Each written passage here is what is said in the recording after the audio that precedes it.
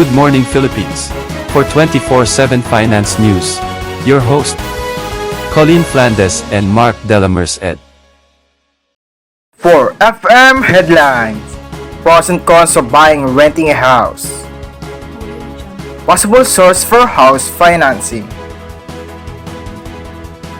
The expense of buying a house.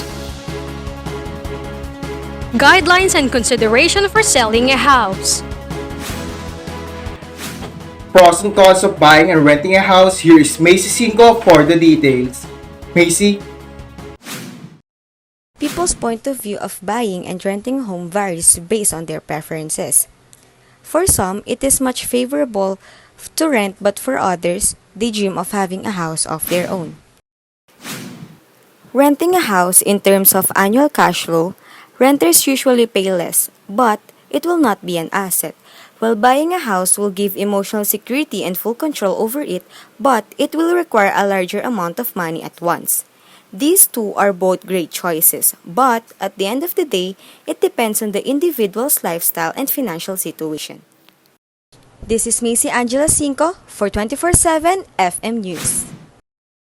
Thank you, Macy. The expense of buying a house. Purchasing a home is the single largest financial investment people can have in their lifetime. To give us more of this story, here is Ana Malyare, live in Bulacan. Ana? Yes, that's right, Colleen. Owning a house is everyone's dream, but it involves a high initial cost and is accompanied by other fees, such as title registration fee, documentary stamp tax, transfer tax, and real property tax.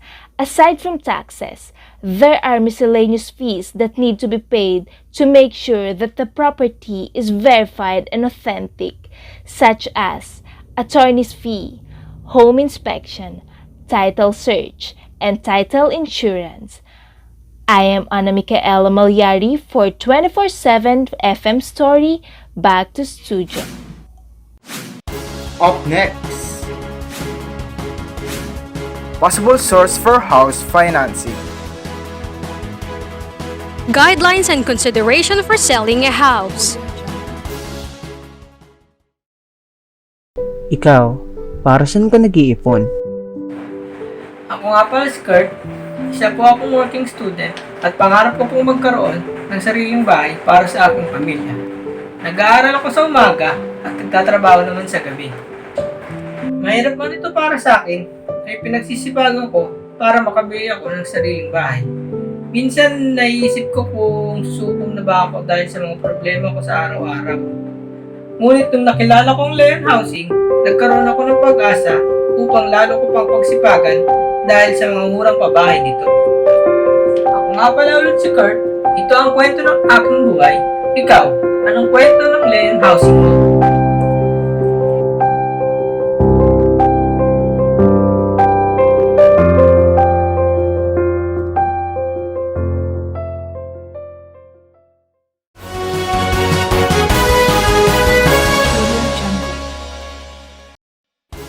And we're back with 24/7 FM News.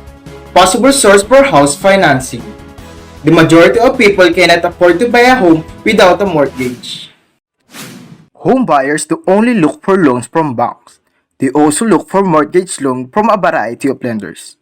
However, buying a house has factors affecting the mortgage loan, including not only the capital but also the interest rate, the amount borrowed, and the length of maturity loan.